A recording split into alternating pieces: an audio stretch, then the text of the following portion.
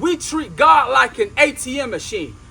In other words, I'm going to insert a prayer and then God's going to divvy out a blessing. I'm going to insert my issues and then God's going to fix my situation. God said it don't work like that. God said, I am not concerned. I'm not worried about what you're going through. I could care less of what you're going through. I want to fix your character. I want to fix that attitude. I want to fix that anger issue. I want to fix those problems that you're dealing with on the inside where you think nobody don't know about. God said, listen, do you know that Paul prayed 3 times? He prayed 3 times to God, saying, Lord, this thorn in my flesh is bothering me. And every time Paul prayed, God answered with these words, my grace is sufficient for you.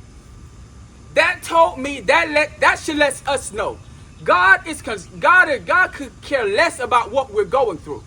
The reason, one of the things that I believe that God did not deliver Paul from the thorn in his flesh is because something on the inside is telling me that if God would have taken the thorn out of his flesh, Paul would have went back to being the old person who he was. He would have been, he would have started persecuting the children. He would have started persecuting the church again. And listen, God said the reason why I'm not going to deliver you just yet out of that situation is because the moment I take you out, I see further than you. My thoughts are not your thoughts and my ways are not your ways. Higher as the heavens is the earth, so my ways are higher than your ways.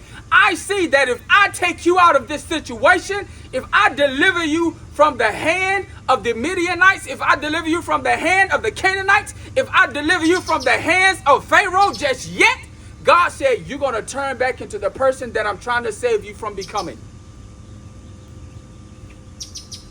God said, he said, I'm not concerned about what you're going through.